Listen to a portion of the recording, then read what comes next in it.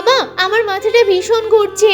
তোর গাটা তো জ্বরে পুড়ে যাচ্ছে। আমি তোর জন্য ওষুধ নিয়ে আসছি, তুই বাড়িতেই থাক। ঠিক আছে বাবা। ডাক্তার, আমার মেয়ে খুব অসুস্থ, ওষুধ দিন না। হ্যাঁ, ওষুধ তো দেবো, কিন্তু টাকা দিতে হবে। আমি কিন্তু কাউকে ফ্রিতে ওষুধ দিতে পারবো না। ম্যাডাম, আমার কাছে টাকা নেই, আর আমার মেয়ের শরীরটা খুবই অসুস্থ। আমি আপনাকে পরে দেবো।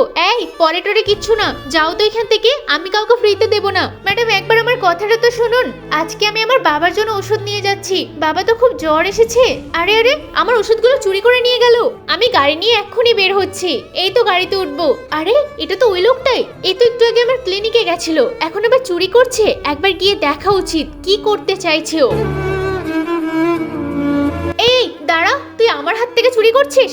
আমি তোকে ছেড়ে কথা বলবো না। বাবা বাবা, তুমি দিয়ে দাও ওদের ওষুধ। লোকটা তো আমাকে সত্যিই বলেছিল। এই মার ওকে, মার। চুরি করা কত মারলো। ভাই, পারলে আমাকে ক্ষমা করে দিও। আমি তো তোমার ব্যাপারে অন্য কিছু ভেবেছিলাম। আমি তোমাদের ফ্রিতে চিকিৎসা করে দেবো, চিন্তা করো না।